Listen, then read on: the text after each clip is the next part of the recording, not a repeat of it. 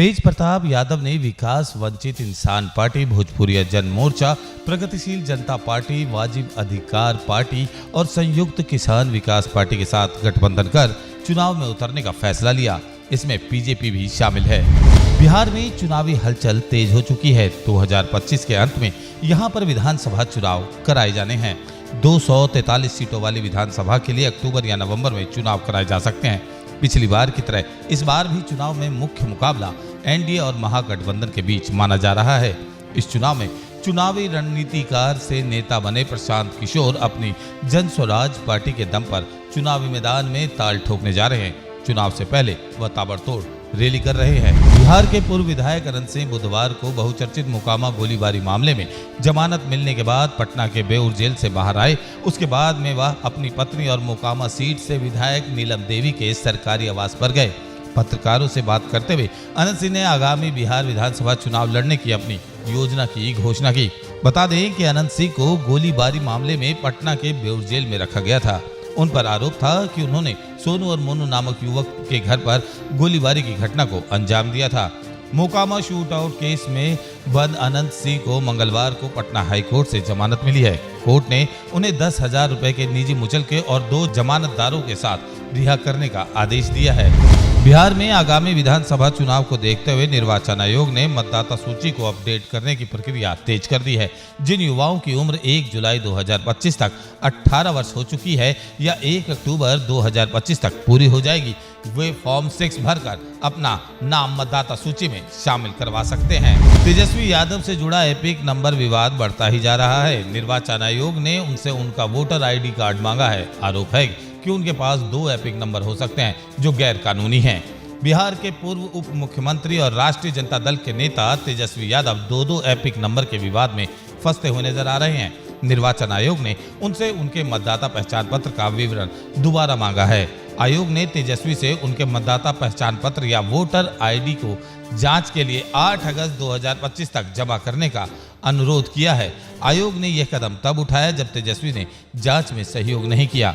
इससे पहले भी आयोग ने उनसे एपिक कार्ड की जानकारी मांगी थी, लेकिन आरजेडी नेता ने कोई जवाब नहीं दिया। अब चुनाव आयोग ने एक बार फिर उनसे अपना मतदाता पहचान पत्र जमा कराने को कहा है। तेजस्वी यादव ने 2 अगस्त को एक प्रेस कॉन्फ्रेंस में दावा किया था कि बिहार में विशेष गहन सर के तहत जारी मसौदा मतदाता सूची में उनका नाम शामिल नहीं है। उन्होंने अपने मोबाइल फोन को स्क्रीन से जोड़कर ऑनलाइन एपिक नंबर खोजने की कोशिश की, जिसमें परिणाम आया कि कोई रिकॉर्ड नहीं मिला।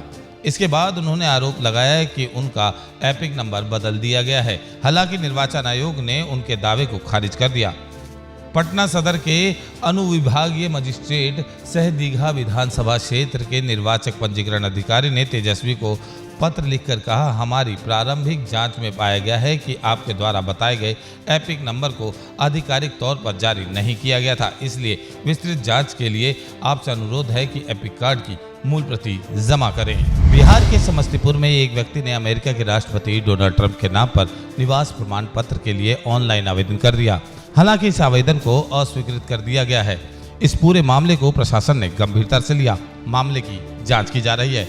मिली जानकारी के अनुसार समस्तीपुर जिले के मोहिदुद्दीन नगर अंचल के लोकसभा केंद्र में 29 जुलाई 2025 को ऑनलाइन आवेदन संख्या BRCC 2025 के माध्यम से एक निवास प्रमाण पत्र बनाने का आवेदन प्राप्त हुआ।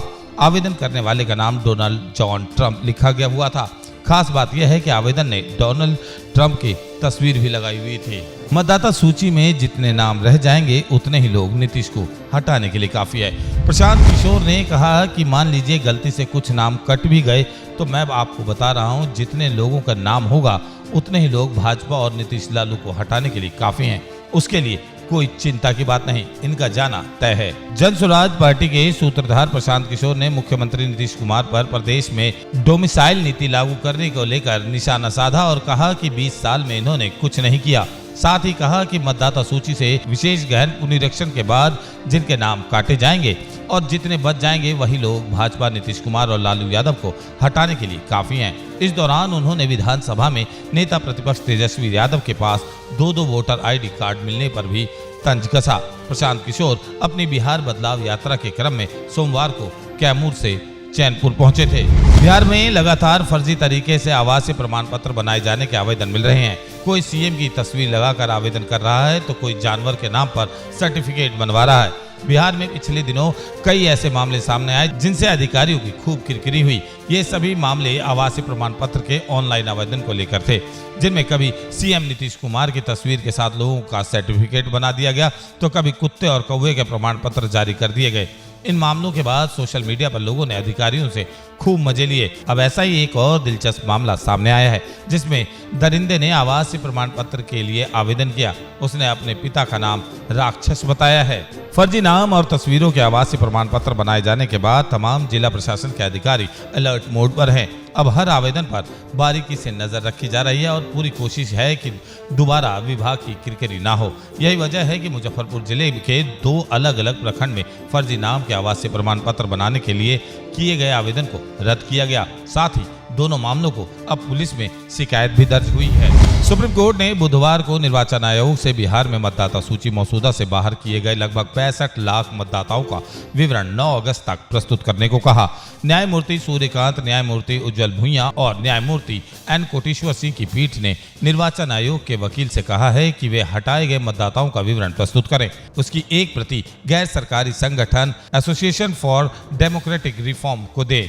यह विवरण पहले ही राजनीतिक दलों के साथ साझा किया जा चुका है। बिहार में मतदाता सूची के विशेष गहन पुनरीक्षण का निर्देश दिए जाने पर निर्वाचन आयोग को 24 जून के आदेश को चुनौती देने वाली एनजीओ ने एक नया आवेदन दायर कर निर्वाचन आयोग को लगभग 65 लाख हटाए गए मतदाताओं के नाम प्रकाशित करने का निर्देश देने का अनुरोध किया है, जिसमें यह भी उल्लेख है कि मतदाता मृत है, स्थायी रूप से पलायन कर गए हैं या किसी अन्य कारण से उनके नाम पर विचार नहीं किया गया है। बिहार चुनाव से पहले नीतीश कुमार ने शिक्षकों के स्थानांतरण संबंधी समस्याओं का समाधान करने का ऐलान किया है। उन्होंने शिक्षा विभाग को निर्देश दिया है कि अंतर जिला स्थानांतरण में शिक्षकों से 3 जिलों का विकल्प लिया जाए और उसी के अनुसार पदस्थान किया जाए। जिलों के अंदर पदस्थान जिला पदाधिकारियों की समिति द्वारा किया जाएगा।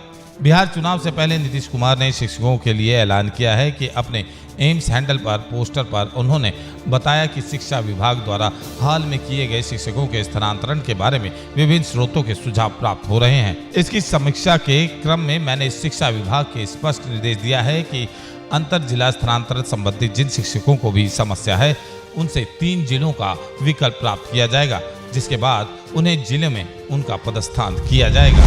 बिहार के बेलहार विधानसभा की गजब है कहानी। यहाँ विकास नहीं, यह है जीत का असली एजेंडा। बांका जिले की बेलहार विधानसभा सीट बिहार की उन राजनीतिक जमीनों में से एक है जहां चुनावी फैसले विकास नहीं बल्कि जाति से तय है। यहाँ यादव वोटरों का वर्चस्व इतना मजबूत है कि उम्मीदवार की छवि, योग्यता या एजेंडा नहीं, सिर्फ उसकी जाति जीत और हार तय करती है। बिहार के बांका जिले की बेलहार विधानसभा सीट एक बार फिर सुर्खियों में है। इस सीट की राजनीतिक कहानी किसी विकास योजना या शिक्षा सुधार से नहीं बल्कि जातिगत समीकरण से तय होती है। बेलहार की सियासत को नजदीक से समझने वाले जानकार साफ साफ कहते हैं कि यहाँ चुनाव में सिर्फ एक ही फैक्टर काम करता है और वह है यादव फैक्टर। यहाँ की राजनीति इतनी जाति केंद्रित है कि उम्मीदवार की योग्यता, छवि या विकास का एजेंडा मायने नहीं रखता। मतदाता चौपाल पर भले ही शिक्षा, रोजगार और स्वास्थ्य व्यवस्था की चर्चा करे, लेकिन ईवीएम के सामने खड़े होते ही सिर्फ उम्मीदवार की जाति देखने लगते हैं। बेलहर सीट पर यादव समुदाय का वर्चस्व इतना प्रभावी है कि बीते 2 दशकों में यहाँ से अधिकतर बार यादव प्रत्याशी ही जीतते आए हैं, चाहे वह किसी भी पार्टी से क्यों ना हो, राजद हो या जेडीयू। यदि उम्मीदवार यादव है तो जीत की संभावना लगभग तय मानी जाती है। स्थानीय राजनीतिक विश्लेषकों की माने तो इस क्षेत्र में शिक्षा, स्वास्थ्य, सड़क या पीने के पानी जैसे बुनियादी मुद्दे चुनावी एजेंडे में नहीं होते। बेलहर में अस्पतालों की स्थिति दयनीय है, पानी में आर्सेनिक की मात्रा है, रोजगार के अवसर सीमित है, लेकिन ये मुद्दे मतदाताओं के वोटिंग निर्णय पर असर नहीं डालते। बेलहर सीट 1962 में अस्तित्व में आई थी और तब से आज तक बीजेपी को यहाँ एक बार भी जीत नसीब नहीं हुई। शुरुआती दौर में कांग्रेस का दबदबा रहा, लेकिन 1985 के बाद कांग्रेस की पकड़ कमजोर होती गई। फिर लालू यादव की पार्टी राजद ने यादव वोट बैंक को साधते हुए 2000 में पहली बार जीत दर्ज की। हालांकि 2005 में नीतीश कुमार की लहर में जेडीयू ने सीट पर कब्जा जमाया। उसके बाद 2010 और 2015 में जेडीयू के उम्मीदवार विजयी रहे। 2020 के विधानसभा चुनाव में मनोज यादव, जो पहले बीजेपी से चुनाव लड़ रहे थे, फिर जेडीयू में शामिल होकर मैदान में उतरे और जीत दर्ज की थी। इस सीट पर 2019 में हुए उपचुनाव में राजद को सफलता मिली थी। अब रामदेव यादव ने जेडीयू के उम्मीदवार को हराया, लेकिन 2020 में फिर से मनोज यादव ने बाजी मार ली। तो ये थी हमारी आज की कुछ खास पेशकश। हमें दीजिए इजाजत। नमस्कार।